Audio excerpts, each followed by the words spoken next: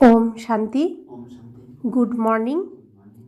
আজ 7ই জানুয়ারি 2026। প্রাতঃমূল্যি ওম শান্তি। বাপদাদা মধুবন। বাপদাদা বলছেন, মিঠে মিঠে বাচ্চে, হাজি বাবা। কখনোই আইন নিজের হাতে তুলে নেবে না। কারো যদি কোনো ভুল হয়ে থাকে তবে বাবাকে রিপোর্ট করো, বাবা তাকে সাবধান করবেন। আজকের মূল্যের প্রশ্ন, বাবা কোন কন্ট্রাক্ট নিয়েছেন? বাবা কোন ঠেকা নিয়েছেন? উত্তর, বাচ্চাদের অবগুণ দূর করবার কন্ট্রাক্ট 1 মাস বাবাই নিয়েছেন। বাচ্চাদের কোথায় কোথায় দুর্বলতা আছে বাবা তা শোনেন, সেগুলোকে দূর করবার জন্য আদর করে সতর্ক করতে থাকেন। বাচ্চারা, তোমাদের চোখে যদি কোনো ত্রুটি ধরা পড়ে তবুও তোমরা নিজের হাতে ল তুলে নেবে না।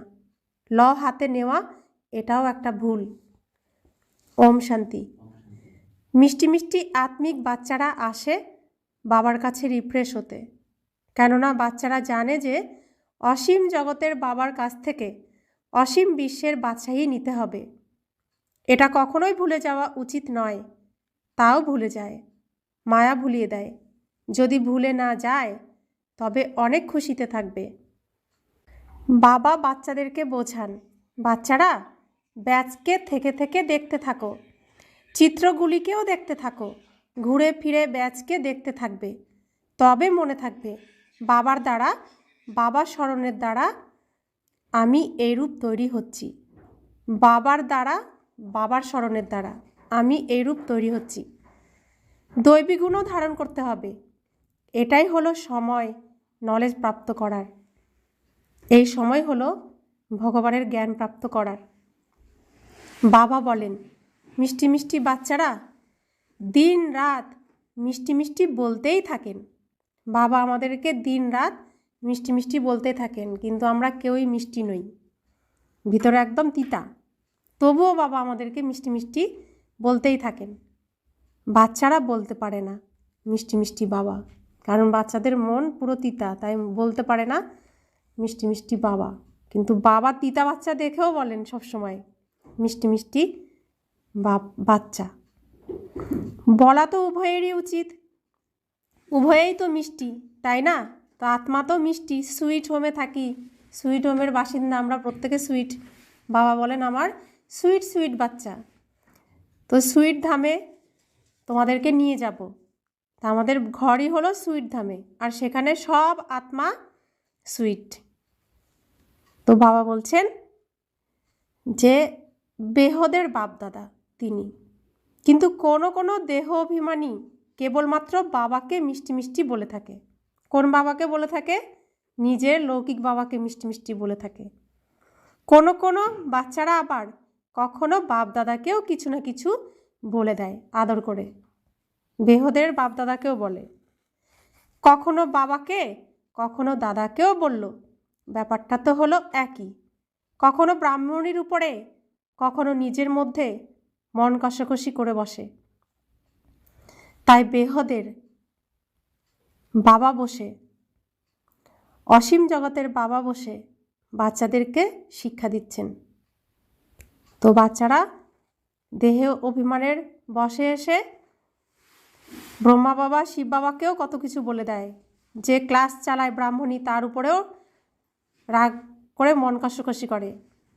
তো তাই বাবা বোঝাচ্ছেন, শিক্ষা দিচ্ছেন।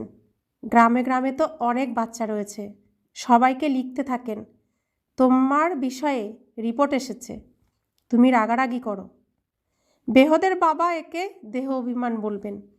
বাবা সবাইকেই বলেন, বাচ্চারা দেহি অভিমানী ভব। সব বাচ্চারই নিচে উপরে স্থিতি হতে থাকে। তার মধ্যে মায়া যাকে শক্তিশালী পালোয়ান দেখে, সমর্থ দেখে, তার সাথেই লড়াই করে। মহাবীর হনুমানের বিষয়েই দেখানো হয়েছে যে তাদেরকেও নড়ানোর জন্য চেষ্টা করা হয়েছে। এই সময়েই সে সকলের পরীক্ষা নেয়।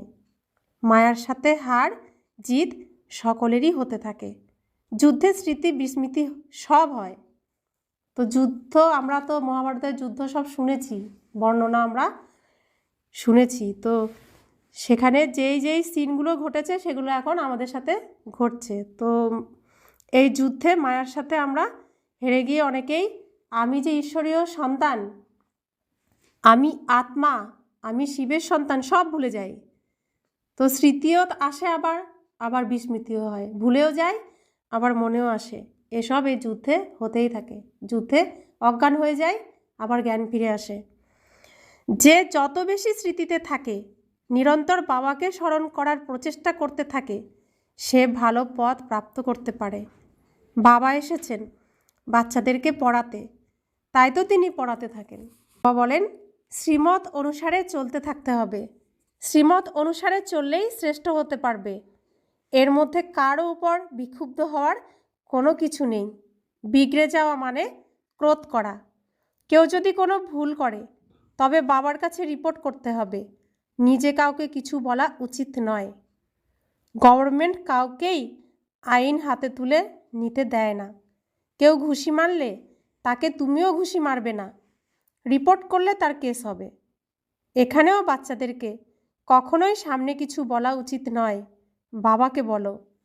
সকলকে সাবধান বাণী দিতে পারেন একমাত্র বাবাই। আবারও তিনি সাবধান করছেন।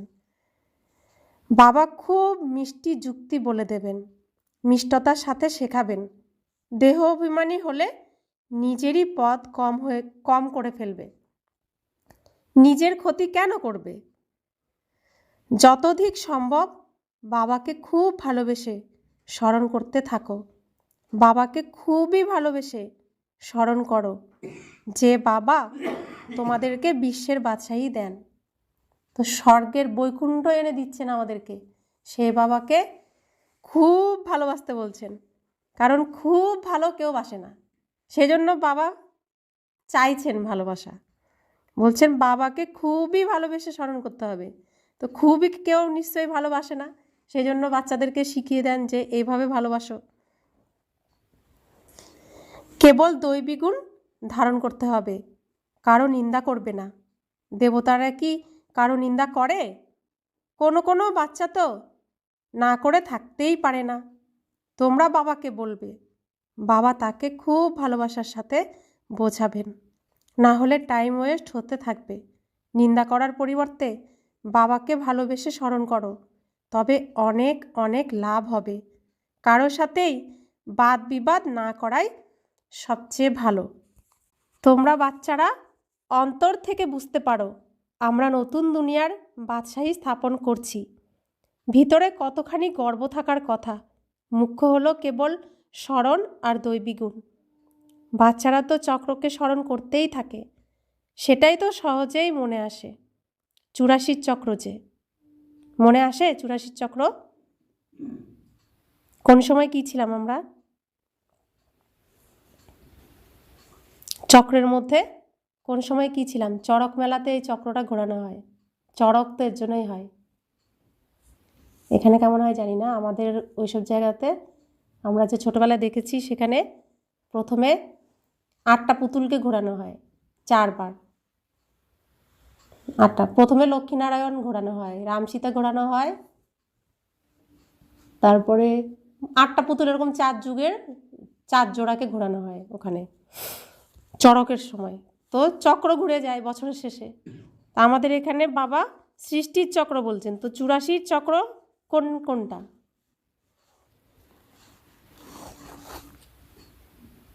ছোট বাচ্চা বলেন তো দেখি, 84 চক্র কোনটা?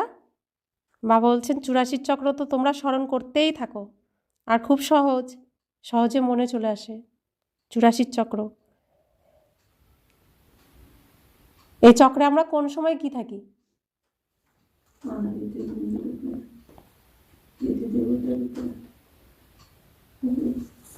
পূজ্য, পূজারী আর ব্রাহ্মণ। তো অনাদি রূপে আমরা পরমধামে আমাদের বাড়িতে আত্মারূপে থাকি। তারপরে স্টেজে যখন আসি প্রথম সকালবেলা, তখন দেবী দেবতা রূপে। তারপরে আমরা আবার পূজারী হয়ে যাই। আমরা প্রথমে পূজ্য দেবী দেবতা রূপে আসি, তারপরে পূজারী হই, তারপরে আবার ব্রাহ্মণ ফরিস্তা। এখন আমরা কোন রূপে আছি? এই চক্রের ব্রাহ্মণ ফরিস্তা অর্থাৎ এঞ্জেল রূপে আছি, অর্থাৎ আত্মা রূপেই এখানে আছি। যেহেতু পৃথিবীতে আছি তাই সূক্ষ্ম শরীরধারী, আর ঘরে চলে গেলে কোনো কিছুই থাকে না, শুধু আত্মা। তো আমরা এখন ঘরে ফেরার জন্য আমাদের মূল স্বরূপে ফিরে আসছি ধীরে ধীরে। এটা হলো 84 চক্র। তোমাদের তো সৃষ্টির আদি মধ্য অন্ত ডিউরেশনের বিষয়ে জানা আছে। এরপর সবাইকে খুব আন্তরিকভাবে পরিচয় দিতে হবে। বেহদের বাবা আমাদেরকে বিশ্বের মালিক বানাচ্ছেন, রাজযোগ শেখাচ্ছেন, বিনাশও সামনে দাঁড়িয়ে। এটা হলোই সঙ্গম যুগ, যখন কি না নতুন দুনিয়া স্থাপিত হয় আর পুরানো দুনিয়ার বিলুপ্তি ঘটে। বাবা বাচ্চাদেরকে সাবধান করতে থাকেন, সিমর সিমর সুখ পাও, স্মরণ করে করে সুখ পাও। তো বাবাকে যত স্মরণ করব তত সুখ আসবে আমাদের মধ্যে। শরীরের সকল কলহ ক্লেশ একেবারে দূর হয়। তো যত স্মরণ করব শরীরের ব্যথা যন্ত্রণা অসুখ বিসুখ মনের কষ্ট সব কিছু দূর হয়ে যায় বাবাকে স্মরণ করলে। তাই বলছেন সিমর সিমর সুখ পাও। আধা কল্পের জন্য সমস্ত কলহ ক্লেশ সব দূর হয়ে যাবে। বাবা সুখধাম স্থাপন করেন, এটাও বাচ্চারা তোমরা জানো। পুরুষার্থের নম্বর ক্রমে বাচ্চাদের প্রতি বাবার কত ভালোবাসা থাকে, প্রথম থেকেই বাবার ভালোবাসা থাকে। বাবার জানা আছে, আমি জানি। বাচ্চারা যারা কামচিতায় বসে কালো হয়ে গেছে তাদেরকে সুন্দর বানানোর জন্য আমি যাই। বাবা তো হলেন নলেজফুল। বাচ্চারা ধীরে ধীরে নলেজ নিতে থাকে, মায়া তারপর ভুলিয়ে দেয়, খুশিকে আসতে দেয় না। বাচ্চাদের তো দিন দিন খুশির পারদ উপরে চড়তে থাকা উচিত। সত্যযুগে পারদ উপরে চড়েই ছিল, তাকে পুনরায় উপরে চড়াতে হবে স্মরণের যাত্রার দ্বারা। শুধুমাত্র একটাই উপায়, শুধু স্মরণ করা। আর গীতাতে এটা লাস্টের জন্য ধ্যান যোগ। তো স্মরণের দ্বারাই শুধুমাত্র আমরা উপরে উঠতে পারবো, সত্যযুগে যেতে পারবো। সেটা ধীরে ধীরে চড়বে, হার জিত হতে হতে তারপর পুরুষার্থের নম্বর অনুক্রমে কল্পপূর্বের মতো নিজের পথ প্রাপ্ত করে নেবে। এছাড়া টাইম তো সেটাই লাগে যেটা প্রতি কল্পে লাগে। পাশও তারাই করবে যারা প্রতি কল্পে করেছে। বাপদাদা সাক্ষী হয়ে বাচ্চাদের অবস্থা দেখতে থাকেন আর বোঝাতে থাকেন, কিন্তু বলেন না কিছুই, বকাবকিও করেন না। বাচ্চাদের অবস্থা দেখে যে কে কী করছে, তো নিজে সাক্ষী হয়ে দেখতে থাকে, আবার বাচ্চাদেরকে বোঝাতে থাকেন। বাইরে সেন্টার ইত্যাদিতে থাকলে তেমন রিফ্রেশ থাকতে পারে না। সেন্টারে থেকেও তারপর বাইরের বায়ুমণ্ডলে চলে যায়। সেজন্য এখানে মধুবনে বাচ্চারা আসেই রিফ্রেশ হওয়ার জন্য। বাবা লেখেনও পরিবার সহ সকলকে স্মরণের ভালোবাসা দেবে। সে হলো লৌকিক পিতা আর ইনি হলেন বেহদের পিতা। বাবা আর দাদা দুজনেরই তোমাদের প্রতি অনেক লাভ রয়েছে, অনেক ভালোবাসা রয়েছে। কেননা কল্প কল্প লাভলি সার্ভিস করে থাকেন আর বাচ্চাদেরকে খুব ভালোবাসেন। অন্তরে খুব দয়া হয় বাচ্চাদের জন্য। যদি না পড়ে কিংবা ঠিকভাবে না চলে, শ্রীমত অনুসারে না চলে, তখন দয়া হয় এই বাচ্চা কম পথ পাবে। আর বাবা এছাড়া কি করতে পারেন?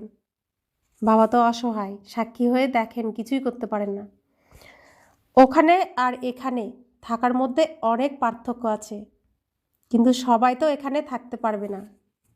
বাচ্চাদের সংখ্যা তো বৃদ্ধি পেতেই থাকে, সেই মতো ব্যবস্থাও চলতে থাকে। বাবা এও বুঝিয়েছেন যে এই আবু হলো সবচেয়ে মহান তীর্থ। বাবা বলেন, আমি এখানে এসেই সমগ্র সৃষ্টিকে 5 তত্ত্বসহ সবাইকে পবিত্র বানিয়ে থাকি। কত বড় সেবা এটি! পরমধাম থেকে আসেন আবু পর্বতে, তিনি এসে তার এই কার্য চালান। 5 তত্ত্বসহ সম্পূর্ণ সৃষ্টিকে তিনি পবিত্র বানান। তো কত বড়! এত এত নোংরা, এত এত নোংরা, সারা পৃথিবীর কত কোটি কোটি মানুষ, আর সব মানুষের মধ্যে কত কোটি কোটি আত্মা, আর সব আত্মাই নোংরা, আর সব আত্মা বাবা পরিষ্কার করেন, পবিত্র করেন। তো কত পরিশ্রম বাবার, কত বড় সেবা! একমাত্র বাবাই যিনি এসে সকলের সদ্গতি করেন, সব আত্মার ময়লা তিনি পরিষ্কার করে দেন, সদ্গতি করে দেন।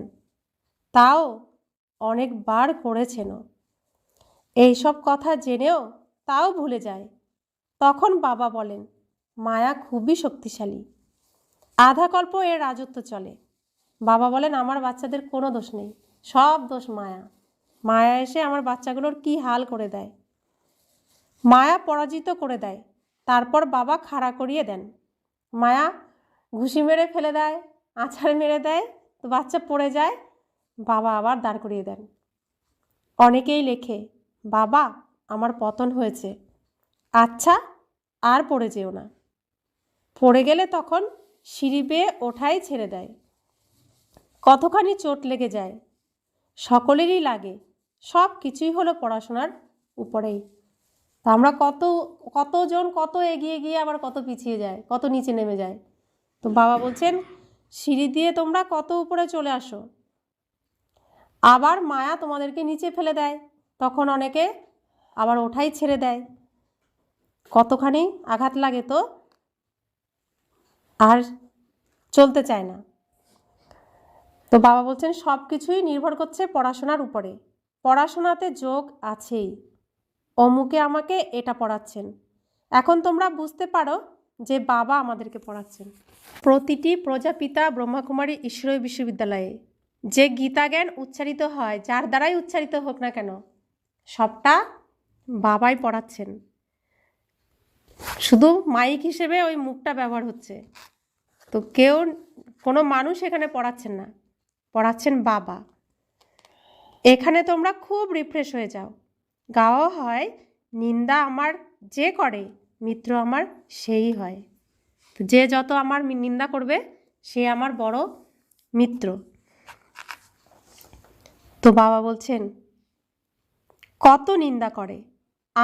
আমি তো মনে করি সকলেই আমার সন্তান। তো বাবার নিন্দাও তো বাচ্চারা কত করে। বাবা এসেছে, এসে কী লাভ হয়েছে, এসে তো আরও এই হয়েছে সেই হয়েছে, বাবা কি দেখে না কত কিছু। তো বাবা বলছেন যে আমার তো কত নিন্দা করে, আমি তো মনে করি সকলেই আমার সন্তান। তো তোমার নিন্দা করেছে তো কি হয়েছে, সেও তো তোমার ভাই, তোমার মিত্র। বাবা বোঝাচ্ছেন, আমার কত ভালোবাসা আমার বাচ্চাদের জন্য, নিন্দা করা ভালো নয়। এই সময় তো অনেক সাবধানতা অবলম্বন করতে হবে। ভিন্ন ভিন্ন অবস্থার বাচ্চারা রয়েছে, সকলেই পুরুষার্থ করছে। কোনো ভুল যদি হয়ও, তবে পুরুষার্থ করে অভুল হতে হবে। মায়া সবাইকে দিয়ে ভুল করায়, বক্সিং চলে যে। তো মায়ার কাজই হলো আমাদেরকে দিয়ে ভুল করানো, আর বাবার কাজ হলো সেই ভুলকে সংশোধন করে অভুল বানানো। তো আমরা দাপর যুগ থেকে উল্টোই চলেছি, উল্টো কর্ম করেছি, সবসময় ভুলই করে গেছি। বাবা এসে সব ভুল সংশোধন করে অভুল বানাচ্ছেন। মায়া আবার সেই একই ভুল আমাদের দিয়ে করানোর চেষ্টা করে। তাই বাবা বলছেন যে ভুল যদি হয়ও, যদি ভুল হয়েও যায়, তবে পুরুষার্থ করে আবার প্রচেষ্টা করে অভুল হতে হবে। তো মায়া সবাইকে দিয়েই ভুল করায়। এটাই হচ্ছে মায়ার সাথে আমাদের লড়াই, বক্সিং। কখনো কখনো এত জোরে আঘাত লাগে যে মাটিতে পড়ে যায়। তাই বাবা সাবধান করছেন, বাচ্চারা এইভাবে হেরে গেলে সমস্ত উপার্জন নষ্ট হয়ে যাবে, 5 তলার থেকে পড়ে যায়। তারপর বাচ্চারা বলে, বাবা আর কখনো এমন ভুল হবে না, এবারের মতো ক্ষমা করে দাও। বাবা বলেন, পুরুষার্থ করো, প্রচেষ্টা করো, আর যাতে ভুল না হয়। বাবা জানেন যে মায়া খুব শক্তিশালী, অনেক বাচ্চাকে হারিয়ে দেবে। টিচারের কাজটা হলো যেখানে ভুল হয়েছে সেই বিষয়ে শিক্ষা দিয়ে নির্ভুল বানানো। এমন নয় যে কেউ একবার কোনো ভুল করলে সে সর্বদাই ওই একই ভুল করবে। তো বাবা টিচার হয়ে আমাদেরকে বুঝিয়ে দিচ্ছেন। বাবা বলছেন যে কেউ একটা ভুল করলো, কিন্তু সেই ভুলটা ধরে রাখলে হবে না, সেই ভুলটাকে ক্ষমা করে দিতে হবে। সে সর্বদাই ওই একই ভুল করবে এমন তো হবে না। না, ভালো গুণের বন্দনা করা হয়, ভুল ত্রুটির কোনো গায়ন হয় না। ভুল ত্রুটি করলে তার নিন্দাই করবে। তো ভালো কোনো কর্ম করলে তাহলে বন্দনা করবে, তাই না? তো আমাদের ভালো কর্ম কি এখন? বাবার পরিচয় দেওয়া। বাবার পরিচয় দিয়ে অন্যদেরকে রাবণের কারাগার থেকে কাউকে ছাড়িয়ে আনলে বাবা তার বন্দনা করবেন, গুণগান করবেন, আদর করবেন। কেবল বাবা হলেন অবিনাশী বৈদ্য, তিনি ওষুধ দিয়ে দেবেন। তোমরা বাচ্চারা কেন নিজের হাতে আইন তুলে নাও? তো কেউ ভুল করলো, ক্রোধ করলো, তো বাবা বলছেন রিপোর্ট আমাকে করো, তুমি নিজে আইন তুলবে না, কিছু বলবে না, তো যা করার আমি করব, তুমি কোনো আইন নিজের হাতে তুলবে না। তো এখানে হচ্ছে ঈশ্বরীয় গভর্নমেন্ট উচ্চ আদালতে আমাদের কেস পেশ করতে হবে যে বাবা এ করেছে, এ করেছে, তো তুমি এবার যা করার তুমি করো। তো বাবার কাছে কেস দিয়ে দিতে হবে, তো সেই কেস বাবা মেটাবেন। তো বাবা বলছেন, যার মধ্যে ক্রোধের অংশ মাত্রও থাকবে সে তো অবশ্যই গ্লানি করবে। যার মধ্যে ক্রোধ থাকবে সে তো কী হলো, অসুর।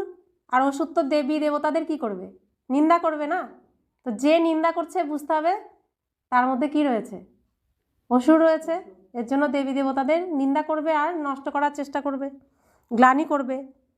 বাবা সংশোধন করে দেবেন। তোমাদেরকে তো সংশোধন করার জন্য রাখা হয়নি। অনেকের মধ্যে ক্রোধের ভূত রয়েছে, নিজেই বসে বসে অপরের নিন্দা করে, অর্থাৎ নিজের হাতে আইন তুলে নেয়। এতে তো সে মোটেও শুধরাবে না, আরও বেশি ঝামেলা হবে, নুন জলের মতো অবস্থা হয়ে যাবে। সকল বাচ্চার জন্যই অদ্বিতীয় বাবা বসে আছেন। নিজের হাতে আইন তুলে নিয়ে কারোর নিন্দা করা এটা অনেক বড় ভুল। সকলের মধ্যেই কিছু না কিছু খারাপ থাকে, সকলেই তো সম্পূর্ণ হয়ে যায়নি। বিভিন্ন জনের মধ্যে বিভিন্ন রকমের খারাপ গুণ রয়েছে। বাবা স্বয়ং সেসব খারাপ গুণ বের করার ঠিকা নিয়েছেন, ওটা তোমাদের কাজ নয়। বাবা বাচ্চাদের দুর্বলতার বিষয়ে শোনার পরে সেগুলো বের করার জন্য খুব ভালোবেসে উপদেশ দেন। এখনও কেউই সম্পূর্ণ হয়নি, সকলেই শ্রীমত অনুসারে শুধরাচ্ছে, অন্তিমে সম্পূর্ণ হবে। এখন সকলেই পুরুষার্থী। বাবা সর্বদা অটল থাকেন, বাচ্চাদেরকে কত ভালোবেসে উপদেশ দেন। বাবার কর্তব্য শিক্ষা দেওয়া, তারপর কেউ সেই অনুসারে চলবে কি চলবে না সেটা তার ভাগ্যের উপর নির্ভর করছে। পদমর্যাদা অনেক কমে যায়। শ্রীমত অনুসারে না চলার কারণে এই রকম কিছু করলে পদমর্যাদা কমে যাবে, তখন অনুশোচনা হবে, আমি এরকম ভুল করেছি, আমাকে এখন অনেক পরিশ্রম করতে হবে। কারোর মধ্যে কোনো খারাপ গুণ থাকলে সেটা বাবাকে বলা উচিত। যে সবাইকে বলে বেড়ায় তার দেহের অভিমান রয়েছে, বাবাকে স্মরণ করে না। অব্যভিচারী হতে হবে। যদি একজনকেই বলো তাহলে সে সঙ্গে সঙ্গে শুধরে যাবে। একজনকে কাকে বলতে হবে? একজনকেই বলতে হবে, বাবাকে। অব্যভিচারী, দ্বিতীয় কাউকে না। কেবল বাবাই শুধরে দেবেন, বাকি সবাই ত্রুটিপূর্ণ। কার কাছে বলবে? যার কাছে বলছো সেও তো ত্রুটিপূর্ণ। সে কি তোমাকে ভালো যুক্তি দেবে? সে ত্রুটিপূর্ণ যুক্তিই দেবে। শুধুমাত্র বাবাকে বললে তিনি নির্ভুল ত্রুটিমুক্ত যুক্তি দেবেন, যাতে শুধরে যায়। তাই বাবা বলছেন কারোর কাছে বলে বাড়াবে না, নিন্দা স্তুতি কারো সম্পর্কে কারো কাছে করবে না। তো বাবা বলছেন কিন্তু মায়া এতই শক্তিশালী যে মুখ উল্টো দিকে ঘুরিয়ে দেয়। বাবা একদিকে মুখ ঘুরিয়ে দেন, কিন্তু মায়া তারপর নিজের থেকে মুখ ঘুরিয়ে দেয়। বাবা ঘোরায় কোন দিকে? বাবার দিকে আর বাড়ির দিকে, সত্যযুগের দিকে। আর মায়া কোন দিকে ঘোরায়? কলিযুগের দিকে, ঘোর নরকে, রৌরব নরক যাকে বলে। তো শাস্ত্রের যার বর্ণনা আছে, মায়া মুখ সেদিকে ঘুরিয়ে দেয়। তো বাবা বলছেন বাবা বলছেন যে সংশোধন করে মানুষ থেকে দেবতা বানানোর জন্যই বাবা এসেছেন। তাই প্রত্যেকের কাছে কারোর নামে নিন্দা করা সম্পূর্ণ নীতি বিরুদ্ধ। তোমরা শিব বাবাকে স্মরণ করো, তার কাছেই বিচার হবে। বাবাই কর্মের ফল প্রদান করেন, যদিও সেটা ড্রামাতেই আছে, কিন্তু কারোর নাম তো নিতেই হবে। বাবা বাচ্চাদেরকে সমস্ত বিষয় বুঝিয়ে দিচ্ছেন। তোমরা অনেক ভাগ্যবান। অনেক অতিথি আসে, যার কাছে যত বেশি অতিথি আসে সে তত খুশি হয়। এরাই সবাই বাচ্চা এবং অতিথি। টিচারের বুদ্ধিতে সবসময় এটাই থাকে যে আমি বাচ্চাদেরকে এদের মতো সর্বগুণে সম্পন্ন বানাবো। ড্রামা অনুসারে বাবা এই কন্ট্রাক্ট নিয়েছেন। বাচ্চাদের কখনোই মুরলি মিস করা উচিত নয়। মুরলি নিয়ে অনেক গুণগান রয়েছে। একটাও মুরলি মিস হওয়ার অর্থ স্কুলের খাতায় অ্যাবসেন্ট হয়ে যাওয়া। এটা অসীম জগতের পিতার স্কুল। এখানে একটা দিনও মিস করা উচিত নয়। স্বয়ং বাবা এসে পড়াচ্ছেন। কেউই এটা জানে না। কিভাবে স্বর্গ স্থাপন হয় সেটাও কেউ জানে না। তোমরা সব কিছুই জানো। এই পড়াশোনার দ্বারা অনেক অগাধ উপার্জন হয়। অনেক জন্ম ধরে এই পড়াশোনার ফল পাওয়া যায়। তোমাদের পড়াশোনার সঙ্গে বিনাশের সম্পর্ক আছে। তোমাদের পড়াশোনা শেষ হবে আর যুদ্ধ শুরু হবে। পড়তে পড়তে বাবাকে স্মরণ করতে করতে যখন পুরো নম্বর পেয়ে যাবে, পরীক্ষা হয়ে যাবে, তখন লড়াই লেগে যাবে। তোমাদের পড়াশোনা শেষ হলেই লড়াই লাগবে। এটা হলো নতুন দুনিয়ার জন্য সম্পূর্ণ নতুন জ্ঞান। তাই বেচারা মানুষগুলো সংশয় প্রকাশ করে। अच्छा, मीठे मीठे सिखिले दे बच्चों प्रति माता पिता बाप दादा का याद प्यार और गुड मॉर्निंग। रूहानी बाप की रूहानी बच्चों को नमस्ते। हम रूहानी बच्चों की रूहानी माता पिता बाप दादा को याद प्यार गुड मॉर्निंग और नमस्ते नमस्ते नमस्ते। शुक्रिया बाबा, शुक्रिया बाबा, शुक्रिया। धारणार জন্য মুখ্য সার। প্রথম ধারণা, কারো অবগুণ দেখে কখনোই তার নিন্দা করবে না। এর কাছে ওর কাছে সেসব অবগুণ কখনোই শোনাবে না। তোমার মধ্যেকার মিষ্টতাকে কখনোই ছেড়ে দেবে না। দ্বিতীয় ধারণা, সবাইকে সংশোধন করবার জন্য একমাত্র বাবাই রয়েছেন। সেই জন্য একমাত্র বাবাকেই সব কিছু শোনাতে হবে। অব্যভিচারী হতে হবে। মুরলি কখনোই মিস করা চলবে না। বরদান, সদা সাথীভাবে স্মৃতি আর সাক্ষী স্টেজের অনুভবকারী শিবময়ী শক্তিস্বরূপ কম্বাইন্ড ভব। যেরকম আত্মা আর শরীর দুটো একসাথে আছে, যতক্ষণ এই সৃষ্টিতে পার্ট আছে ততক্ষণ আলাদা হতে পারবে না। এই রকমই শিব আর শক্তি দুটোরই এতটাই গভীর সম্বন্ধ আছে। যারা সদা শিবময়ী শক্তিস্বরূপে স্থিত হয়ে চলে তাদের লগনে মায়া বিঘ্ন দিতে পারবে না। তারা সদা সাথীভাবের আর সাক্ষী স্টেজের অনুভব করবে। এমন অনুভব হবে যেন কেউ সাকার রূপে আমাদের সাথে আছেন। কালকেও এই বরদান দিয়েছেন। তাকে পাওয়ার জন্য এগুলোই হচ্ছে মূল মন্ত্র। স্লোগান, নির্বিঘ্ন আর একরস স্থিতির অনুভব করার জন্য একাগ্রতার অভ্যাস করো। অব্যক্তি সারা, এই অব্যক্তি মাসে বন্ধনমুক্ত থেকে জীবনমুক্ত স্থিতির অনুভব করো। নিজেকে বর্তমান সময়ে আমি হলাম টিচার, আমি হলাম স্টুডেন্ট, আমি হলাম সেবাদারী এসব বোঝার পরিবর্তে অমৃতবেলা থেকে এই অভ্যাস করো যে আমি শ্রেষ্ঠ আত্মা, উপর থেকে এসেছি। এই পুরানো দুনিয়াতে পুরানো শরীরে সেবার জন্য এসেছি। আমি হলাম আত্মা। এই পাঠ এখন আরও পাক্কা করো। আমি হলাম সেবাধারী। এই পাঠ পাক্কা আছে, কিন্তু আমি আত্মা হলাম সেবাধারী। এই পাঠ পাক্কা করে নাও, তাহলে জীবন মুক্ত হয়ে যাবে। কে সেবাধারী? সেবা করতে কে এসেছে? আত্মা। আমি শুধু আত্মা, আমার পিতা পরমাত্মা। আমি পিতার যা শিক্ষা সেটা সবাইকে দিতে এসেছি। বাবা যা আমাকে শিখিয়ে দিয়েছেন সেটা সবাইকে শেখাতে এসেছি, অর্থাৎ বাবার সেবা করতে এসেছি। আমি শুধু আত্মা, আমার আর কোনো সম্পর্ক নেই। আমার একটাই সম্পর্ক, আমি পরমপিতা পরমাত্মার সন্তান, আমি আত্মা, আমি ঈশ্বরীয় সেবাধারী আত্মা। এটাই মুখস্থ করে ফেলতে হবে, আমি ঈশ্বরীয় সেবাধারী আত্মা, আর কোনো কিছু নেই। তবেই সম্ভব হবে। শিব শক্তি কম্বাইন্ড, আত্মা শরীর কম্বাইন্ড, পরমাত্মা আত্মা, এমন কম্বাইন্ড হয়ে এখন থাকতে হবে। শিবের শক্তি তো আমরা, তো শিবের শক্তি হয়ে কম্বাইন্ড হয়েই থাকতে হবে। তাহলে আমি কে? আত্মা।